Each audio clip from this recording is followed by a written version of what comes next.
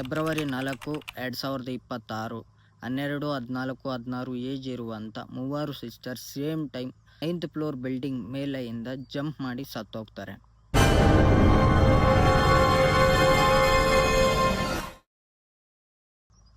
UP ಗಜಾಬಾದ್ ಒಂದು ಅಪಾರ್ಟ್ಮೆಂಟಲ್ಲಿ 9th ಫ್ಲೋರಲ್ಲಿ ಒಂದು ಕುಟುಂಬ ಇರುತ್ತೆ.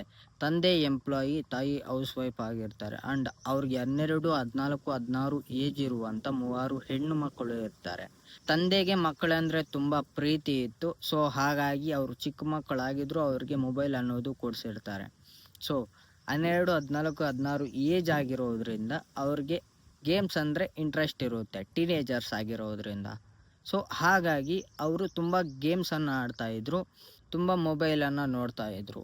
ಹಾಗೆ ಒಂದಿನ ಅವ್ರ ಲೈಫಲ್ಲಿ ಕೊರಿಯನ್ ಗೇಮ್ ಅನ್ನೋದು ಒಂದು ಎಂಟರ್ ಆಗುತ್ತೆ.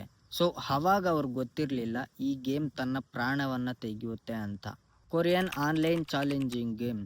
ಈ ಗೇಮು ಹೇಗಿರುತ್ತೆ ಅಂದರೆ ತನ್ನಷ್ಟಕ್ಕೆ ತಾನು ಸೆಲ್ಫ್ ಮಾಡಿಕೊಳ್ಳೋ ಹಾಗೆ ಮಾಡುವಂಥ ಗೇಮ್ ಇದು. ಸೊ ಈ ಗೇಮಲ್ಲಿ 50 ಟಾಸ್ಕ್ಗಳನ್ನು ಕೊಡ್ತಾರೆ. 50 ಟಾಸ್ಕು ಒಂದೊಂದು ದಿನ ಒಂದೊಂದು ಟಾಸ್ಕನ್ನು ಮಾಡಬೇಕಾಗುತ್ತೆ. ಸೊ ಒಂದು ದಿನ ವಾಟ್ ಈಸ್ ಯುವರ್ ನೇಮ್ ಅಂತ ಕೇಳ್ತಾರೆ. ಅವರು ಅವರ ನೇಮ್ನ ಟೈಪ್ ಮಾಡಿ ಕಳಿಸ್ತಾರೆ.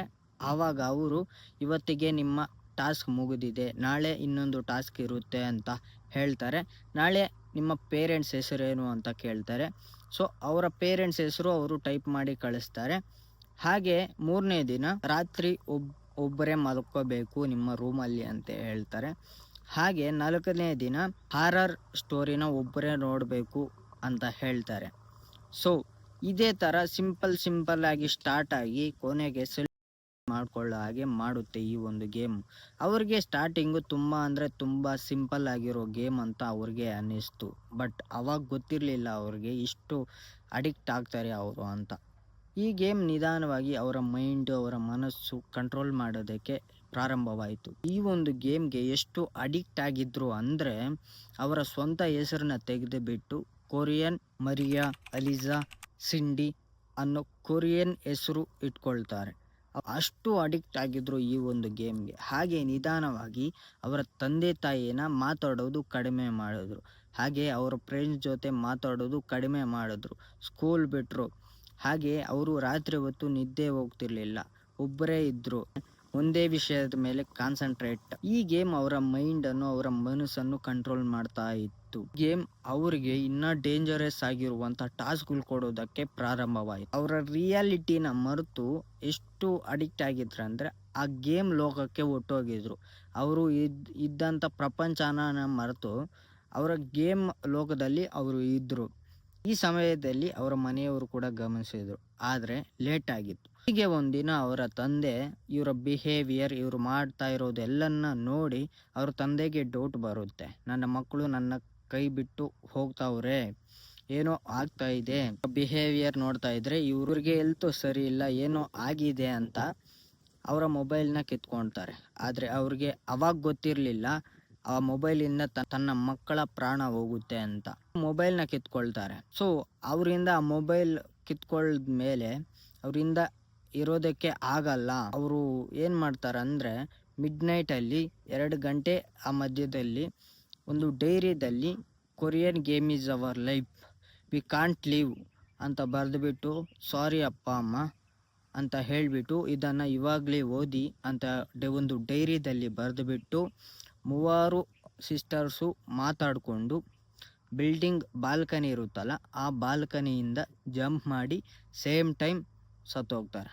ಹೀಗೆ ಅವರ ಪ್ರಾಣವನ್ನು ಅವರು ಕಳ್ಕೊತಾರೆ.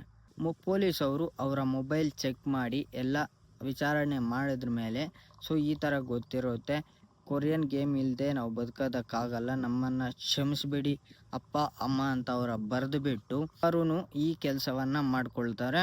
ಆ್ಯಂಡ್ ಪೊಲೀಸ್ ಅವ್ರಿಗೆ ಎಲ್ಲ ವಿಚಾರಣೆ ಮಾಡಿದ್ಮೇಲೆ ಗೊತ್ತಾಗುತ್ತೆ. ಈ ಒಂದು ವಿಡಿಯೋ ಯಾರಾದರೂ ಪೇರೆಂಟ್ಸ್ ನೋಡ್ತಿದ್ರೆ ದಯವಿಟ್ಟು ನಿಮ್ಮ ಮಕ್ಕಳ ಜೊತೆ ಟೈಮ್ನ ಸ್ಪೆಂಡ್ ಮಾಡೋದಕ್ಕೆ ಟ್ರೈ ಮಾಡಿ.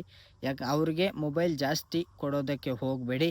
ನಮ್ಮ ಮೊಬೈಲಲ್ಲಿ ಒಂದು ಆಪ್ಷನ್ ಇರುತ್ತೆ, ಒಂದು ಆ್ಯಪ್ನ ಇಷ್ಟೇ ಮಿನಿಟ್ಸ್ ನಾವು ನೋಡೋದಕ್ಕೆ ಆಗೋದು, ಆ ಥರ ಸೆಟ್ಟಿಂಗ್ಸ್ ಇರುತ್ತೆ. ಸೊ ಆ ಸೆಟ್ಟಿಂಗ್ಸ್ನ ಇಕ್ಬಿಟ್ಟು ಒಂದು ವೇಳೆ ಕೊಡಬೇಕಂದ್ರೆ ನಿಮ್ಮ ಮಕ್ಕಳಿಗೆ ಕೊಡಿ.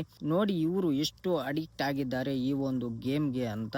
ಸೊ ಹಾಗಾಗಿ ಯಾರಾದರೂ ಪೇರೆಂಟ್ಸ್ ನೋಡ್ತಾ ಇದ್ದರೆ ದಯವಿಟ್ಟು ನಿಮ್ಮ ಮಕ್ಕಳನ್ನ ಹುಷಾರಾಗಿ ಇಟ್ಕೊಳ್ಳೋ ಜವಾಬ್ದಾರಿ ನಿಮ್ಮದು. ಕೆಲಸ ಇದ್ದೇ ಇರುತ್ತೆ, ಕಷ್ಟಪಡಬೇಕು, ಹಾಗೆ ನಿಮ್ಮ ಮಕ್ಕಳ ಜೊತೆ ಟೈಮ್ನು ಸ್ಪೆಂಡ್ ಮಾಡಬೇಕು.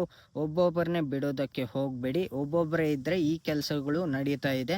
ಸೊ ಮೊಬೈಲಿಂದ ದೂರ ಇಡೋದಕ್ಕೆ ಟ್ರೈ ಮಾಡಿ. ಅವ್ರಿಗೆ ಯಾವುದು ಸರಿ ಯಾವುದು ತಪ್ಪು ಅಂತ ಹೇಳೋದಕ್ಕೆ ಪ್ರಯತ್ನ ಪಡಿ.